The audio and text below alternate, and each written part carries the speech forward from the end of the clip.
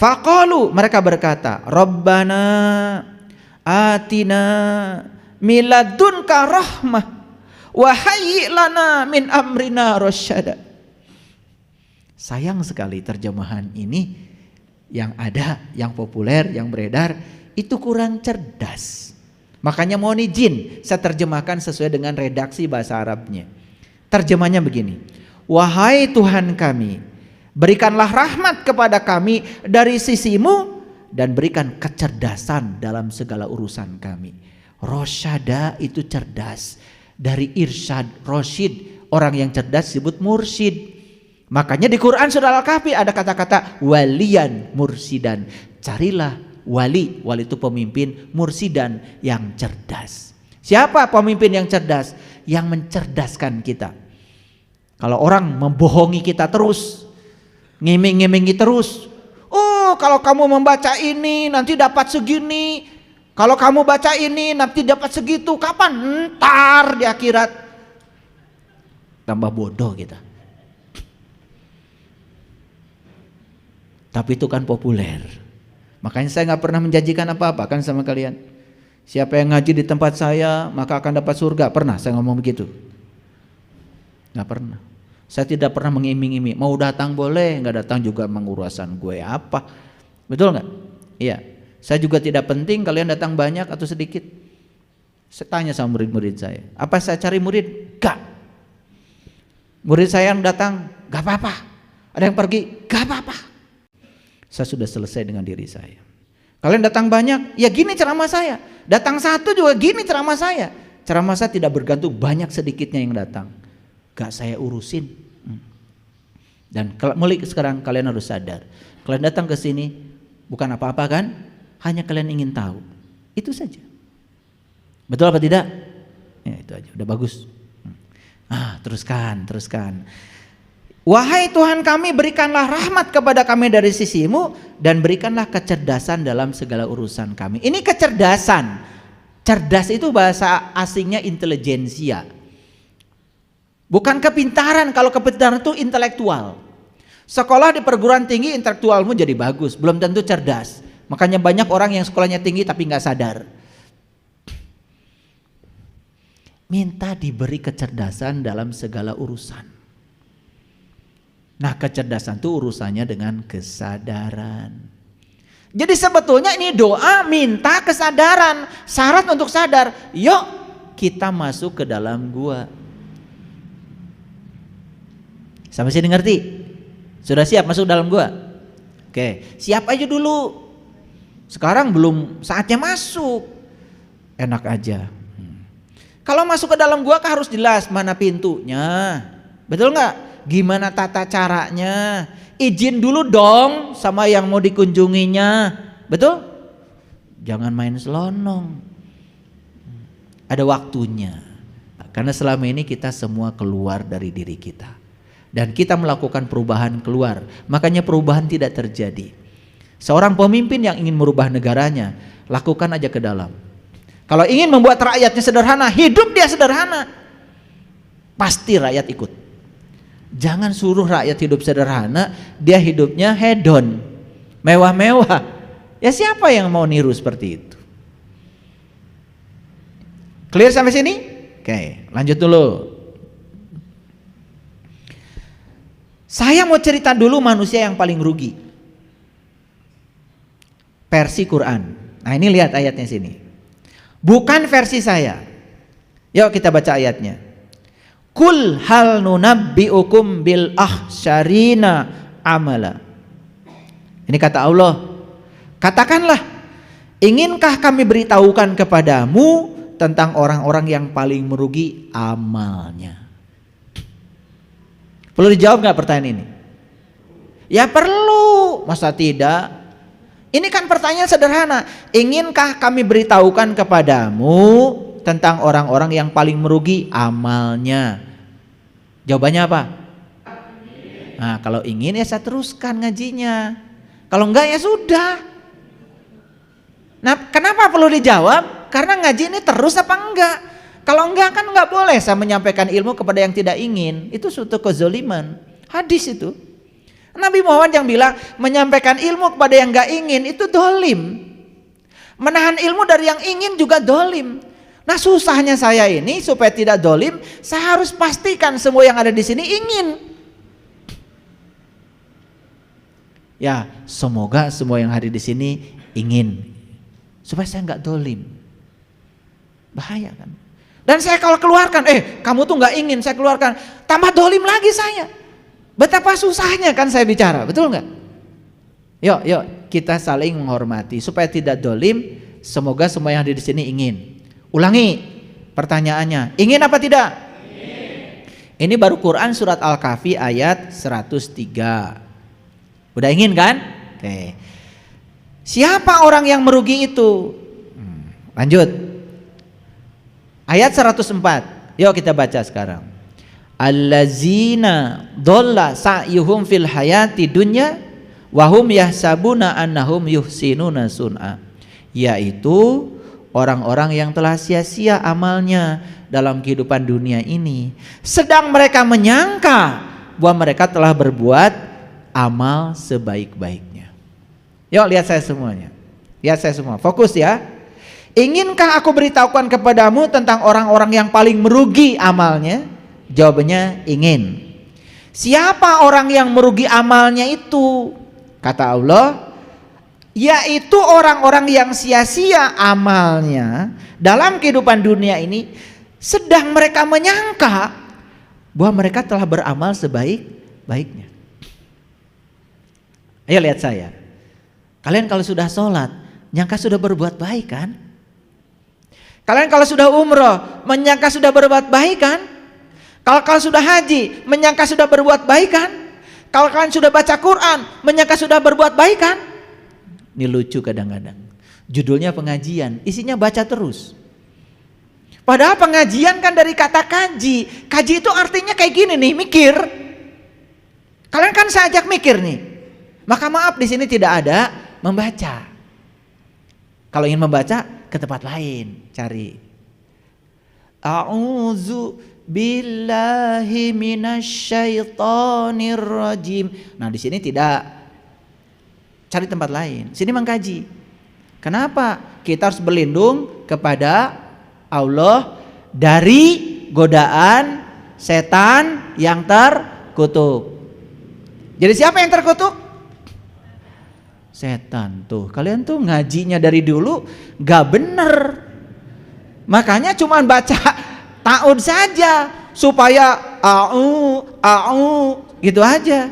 Tapi gitu ditanya, siapa yang terkutuk? Setan. Kata setan, apa urusan gue? Kasihan setan itu diciptakan hanya untuk dikutuk. Nah itu karena selama ini nggak ngaji, cuman baca. Nih saya kasih tahu, aku berlindung kepada Allah dari godaan setan yang terkutuk. Siapa yang terkutuk?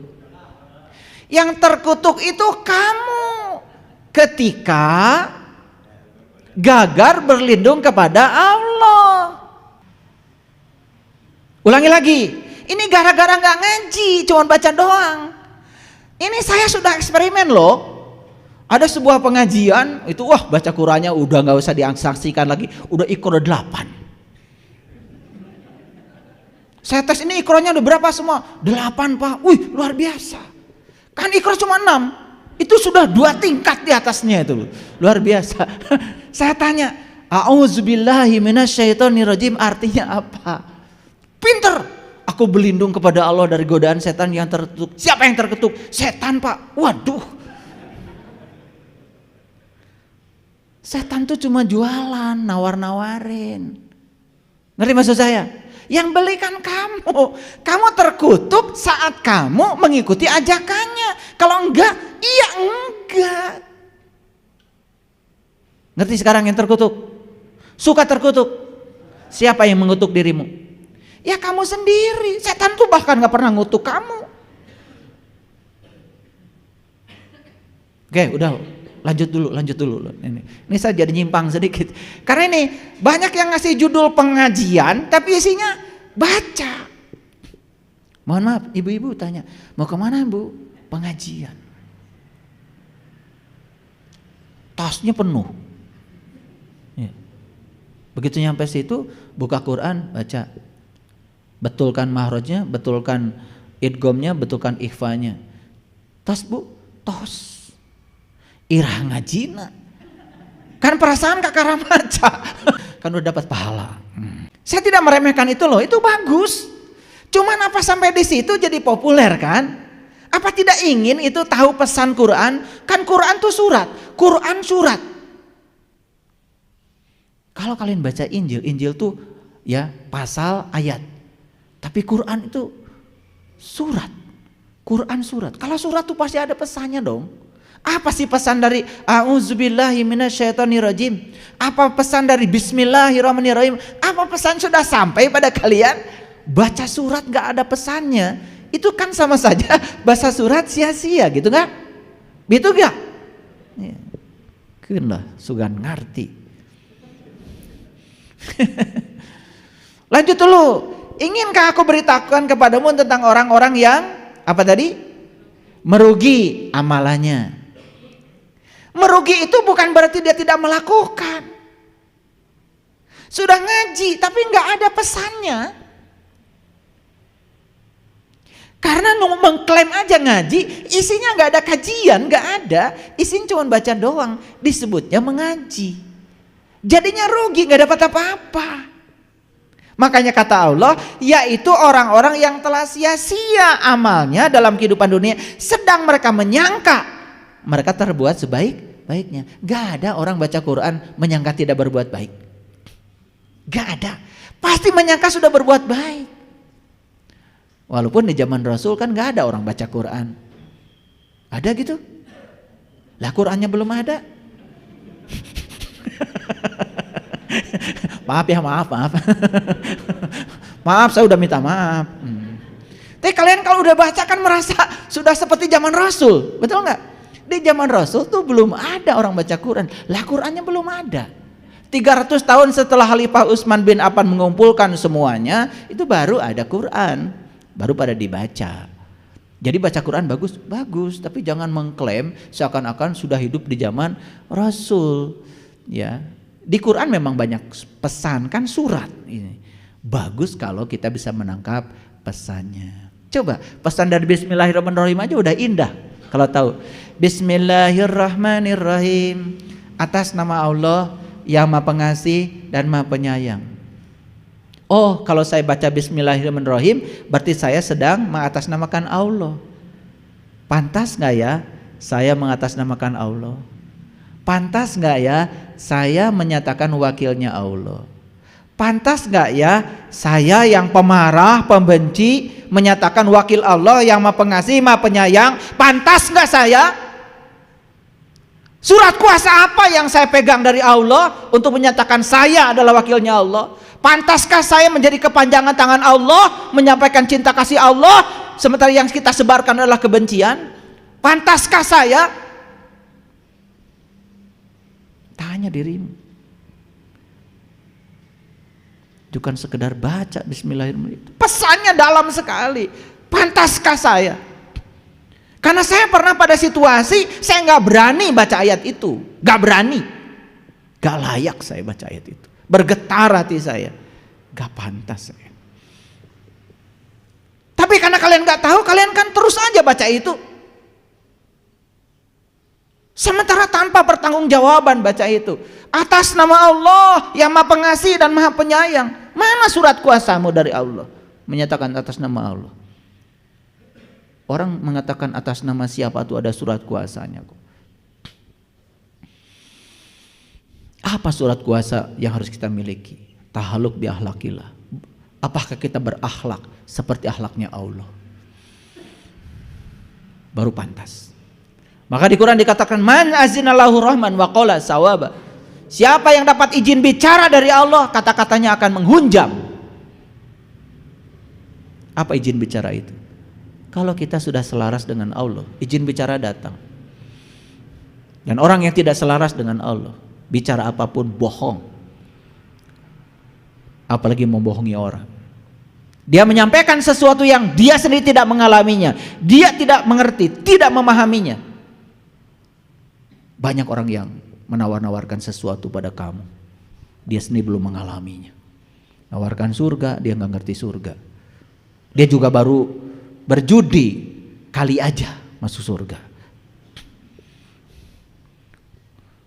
Lucu kan?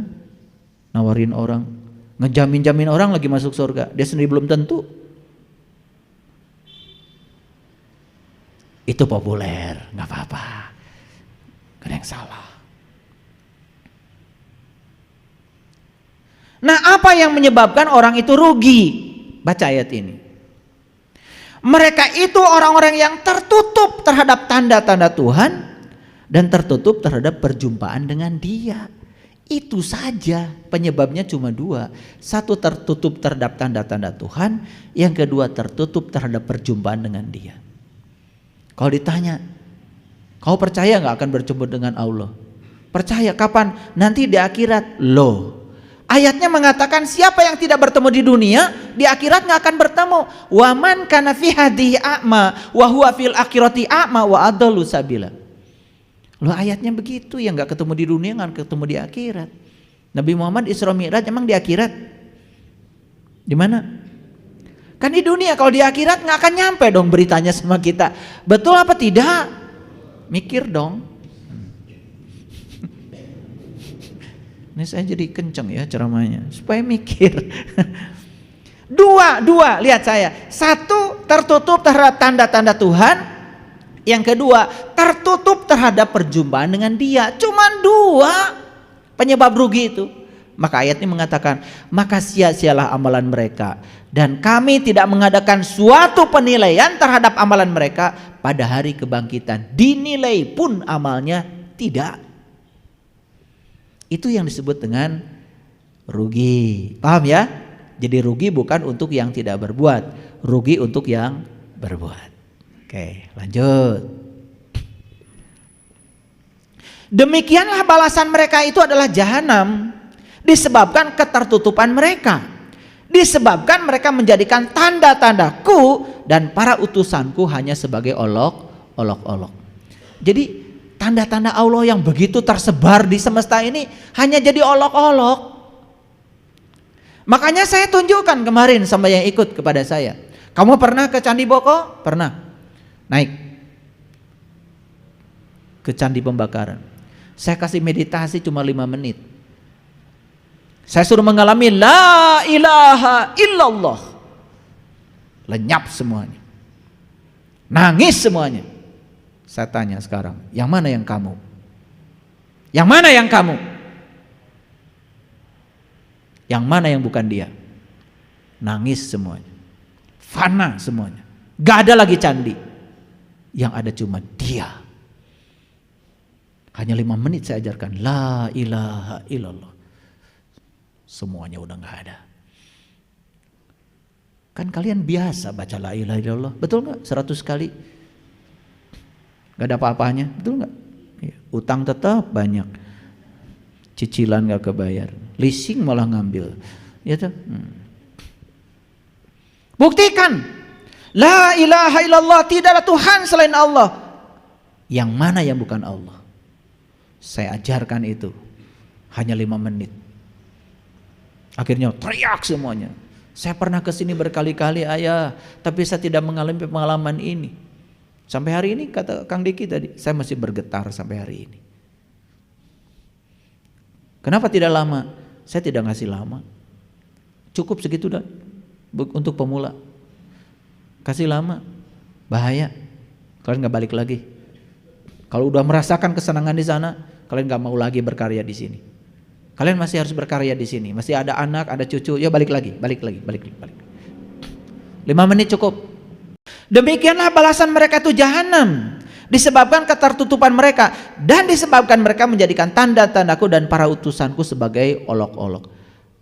Jadi yang namanya ayat Quran itu cuman kalian baca. Itu namanya mengolok-olok. Ada surat dibaca, tapi kalian tidak berusaha memahaminya. Bukan mengolok-olok itu. Dan sudah ada para utusan Tuhan. Dan para utusan Tuhan itu 3 cirinya. Cuma 3 cirinya. Itu diabadikan dalam Quran surat Ali Imran ayat 49. hanya 3 ciri utusan Tuhan. 1, bisa menyembuhkan penyakit buta mata kolbu kita. 2, bisa menyembuhkan penyakit kulit. 3, bisa membangkitkan kita dari kematian kesadaran kita. Itu diabadikan di Quran surat Ali Imran loh. Jadi kalau orang tidak bisa 3 itu, menyembuhkan penyakit buta, tidak bisa menyembuhkan penyakit kulit itu bukan kudis, bukan kurap, itu bukan urusan rasul, itu urusan dokter kulit. Penyakit kulit itu ngerti sesuatu cuma kulitnya doang, itu penyakit itu, gak ngerti isinya, gak ngerti esensinya. Maaf ya, kamu lihat tubuh kamu cuma tubuh aja, itu penyakit kulit. Yang mengidap penyakit kulit itu iblis. Makanya ketika iblis disuruh sujud pada Adam, dia gak mau karena mengidap penyakit kulit. Melihat Adam cuma kulitnya saja, gak lihat Adam yang dibaliknya. Makanya malaikat itu langsung sujud pada Adam, karena dia tidak lihat Adam kulitnya, lihat Adam hakikatnya. Hakikat Adam adalah ruhku. Lihat hakikat Adam adalah Tuhan. Nah, yang sudah sembuh dari penyakit kulit disebut malaikat. Gitu. Ngaji ya. Ini ngaji. Rada mikir ya. Pasti pulang dari sini agak pusing, gak apa-apa, bagus.